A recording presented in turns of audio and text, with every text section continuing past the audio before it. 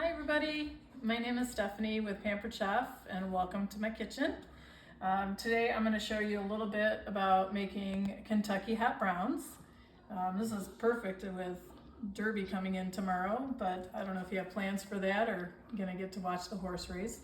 But with the Kentucky hot browns, it's as easy as making a nice cheesy Mornay sauce, which is kind of just really a little bit more going on mac and cheese kind of cheese sauce. So instead we're using a white cheddar, but you can really use any cheese you want in there, honestly. And then really your ingredients too. It's gonna be an open face sandwich, yummy, delicious, just nice fork and knife hot sandwich for you. Great, especially when you have those holiday meals and you've got leftover turkey, something like that. So we're gonna be using some roast turkey I got from the deli for that today because I didn't make a big turkey. But let's go ahead and get started with the Mornay sauce. I have the Mornay sauce already done, but we're gonna kind of walk you through how to make that. The Mornay sauce, you're gonna start with 2 tablespoons of unsalted butter, and you're gonna let that melt down. You're gonna put this on medium to low heat the whole time. And then from there, what you're gonna do is we're gonna add in 1.5 tablespoons of flour.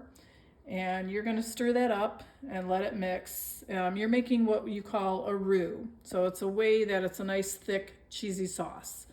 So with that roux, you're gonna, when it kind of starts to get a sweet smell, when that butter and flour is combined together and thickening up a little bit, it's also kind of gonna give you the scent of popcorn.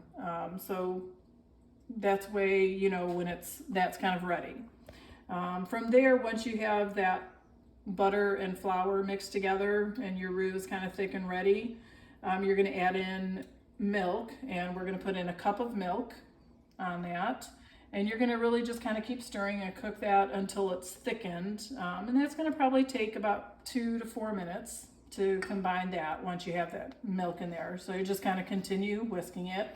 I'm using our sauce whisk, which has a nice silicone finish, which is great, especially if you have something that's a non-stick pan that you're using to make your roux, or anytime you're using in for a sauce or anything else. From there, once your milk is kind of combined in, you're gonna add in, it's a 1/4 cup of Parmesan. So I'm gonna shred a little bit more for just the top of the sandwiches at the end of once the sandwiches are cooked. But for the Mornay sauce, you put in there a 1/4 cup of shredded Parmesan cheese. It's always better to get the blocks of cheese and shred it yourself. It's healthier that way. You don't get a lot of the extra fat and everything in it, in those, like you do in the prepackaged. But it's up to you. You know, use what's in your kitchen. And then along with that 1/4 cup of the Parmesan cheese, we're going to actually also add in, sorry, I couldn't remember what it was, 4 ounces of white cheddar cheese. So really coarsely grate that. And then what you're gonna do is you're gonna keep stirring that sauce until all the cheese is melted away and you don't have any more lumps in it. And to where it's gonna get to kind of just a thick, nice mixture like this. And then once that's done, you can go ahead and turn that off. And we're gonna go ahead and just set this on the side, and we're gonna top that on our sandwiches when we're ready to go ahead and get these into the oven and put it under the broiler to finish it off. So I would highly recommend the stoneware because the stoneware really helps keep the crispiness. As you notice, I already have my 6 pieces of toast on here. I apologize, I do not have our large stone bar pan, so I'm just using a rectangular pan, which is great for cookies and desserts, things like that. You might want to make sure in the future to use something with a side on it, because if you do like cheesiness and you want to put extra cheese sauce on your sandwiches, it could have a tendency to overflow, and you don't want to do that while it's in the oven. But I'm not going to be putting a ton of cheese on ours tonight, so just to let you know that. From here, what we're going to go ahead and do is you need just 2 Roma tomatoes, and And this is our quick slice. And you're gonna slice these up so we can add actually 2 slices of tomato on each of these. So we'll put the turkey on and then add the tomatoes, but I'll go ahead and cut these tomatoes. What I love about our quick slice is it's got the nice serrated edges, and this is perfect for cutting, you know, your cucumbers, vegetables and things like that you want a nice even slice on. So what you're gonna do is you're gonna kind of rock this back and forth and just press it straight down if I got it lined up right. And that easy, you've got these nice even sliced tomatoes.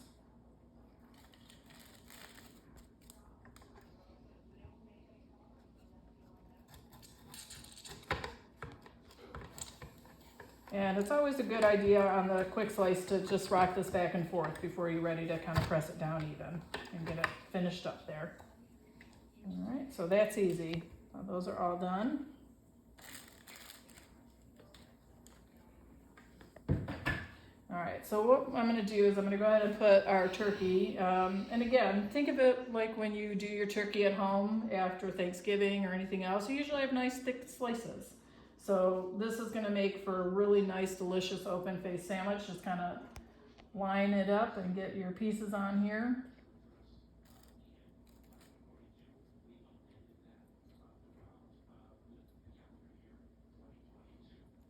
Load them right on up.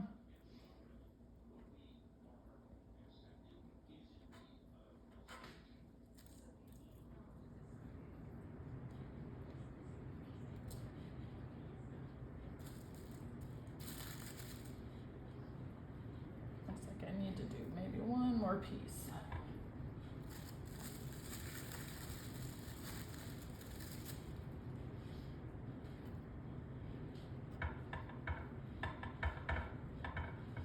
All right, and then from there, just go ahead and put on 2 slices of tomatoes on each one.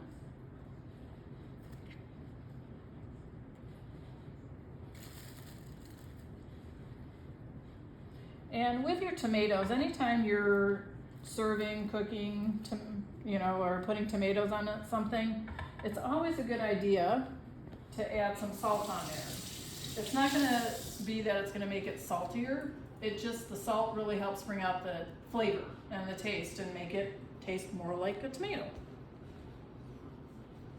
So I'm just using our pink Himalayan salt that we have. So just a couple quick little shakes on each one. And we'll go ahead and put a little bit of pepper on there too.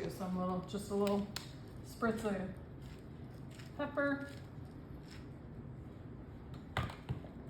And then from there, what makes a hot brown, when they made these, bacon is always good on everything, but you just have a pre-cooked bacon, and then when you put it under the broiler, it's gonna help get it nice and crispy on there. What we're gonna do is you have to put it on as an X. So don't ask me why. I have to look up the history. I don't know the whole history of it, but what makes it a hot brown is to have the X, your bacon and an X on there. So that's what you have to do to get your hot brown.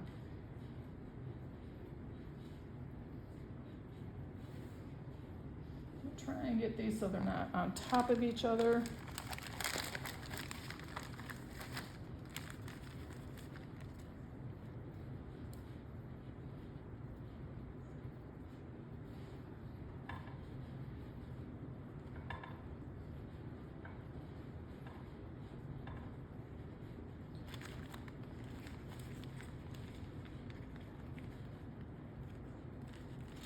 Oh, actually, I'm doing these backwards, you guys.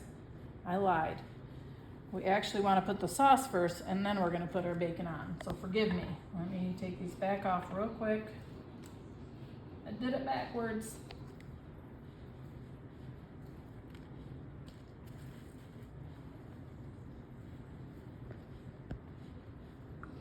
So just kind of do a little dollop, or little or a lot of cheese that you have. Just kind of spread it on there.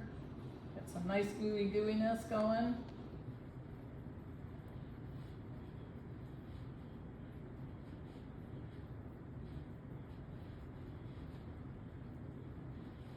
make sure I got enough to go all the way around here for us.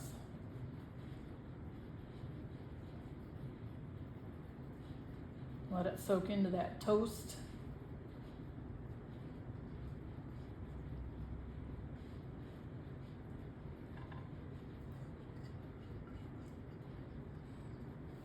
Let's see, this one may be a little light. Here we go. All right, now we top it with the bacon.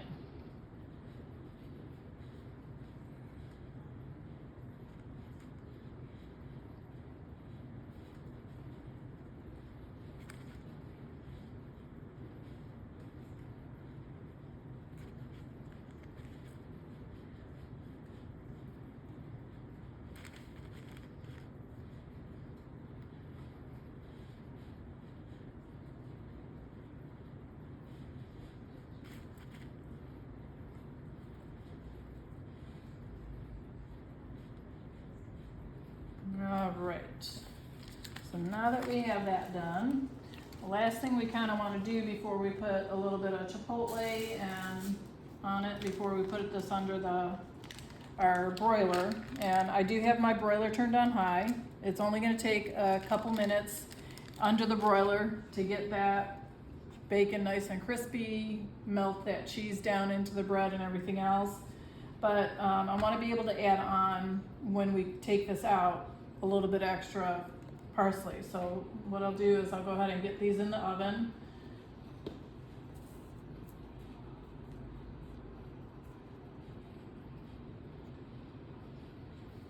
And what I'm going to do is we're going to use our chipotle and just do a little bit of shake. What's nice about this is you can do as much or as little as what you like for your seasoning. So put a little bit of shake on each one. Get a little bit of extra flavor on your sandwiches. And then we'll go ahead and put this under the broiler.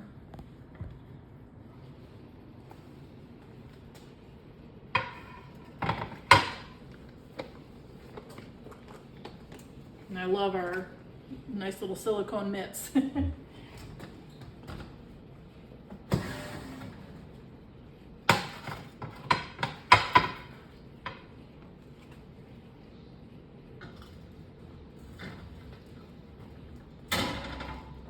And the stoneware, what I love about them too is they are broiler safe, oven safe, so it makes them perfect. And it, like I said, it gets everything nice and crispy. So while that's in there for just a couple of minutes, we're gonna kind of coarsely grate this. And there is another piece that does go with this, but because I'm not gonna need a whole lot, I'm not gonna use it all. But what I like about this is you have the little piece that will capture your cheese down in here if you need to. And I don't know if you've ever done it, but I know I've caught my fingers on the grater before. It doesn't feel good. So this little hopper here, what's nice is you can put your cheese in there, and then you kind of put this piece over it to help push it down and hold your cheese in. So as you slide it up and down, it's gonna go like that. So actually, why don't we go ahead and do that?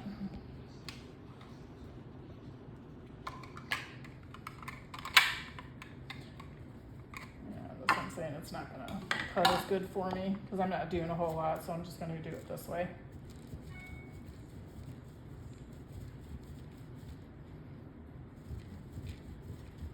And just really enough to kind of take and sprinkle a little bit on each sandwich once it comes out. So that should be enough for us.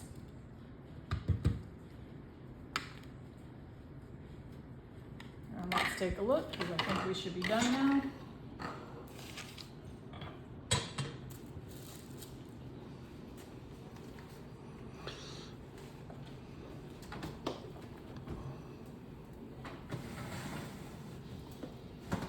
Look how nice and crispy that all is. Look at that.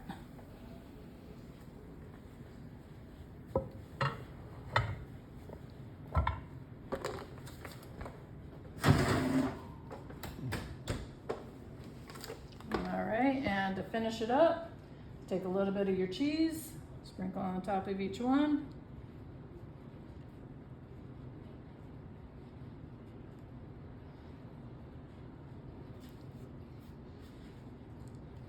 And unfortunately, I do not have any fresh parsley, so I am using just regular old jar parsley, which is, you know, it's better to have the fresh, but if you want to add a little bit extra green on there and a little bit extra flavor, you can sprinkle that on top here as well. And there you have it. I hope you enjoy it and enjoy your Kentucky Hat Browns. You guys have a wonderful day. Thanks for sharing with me.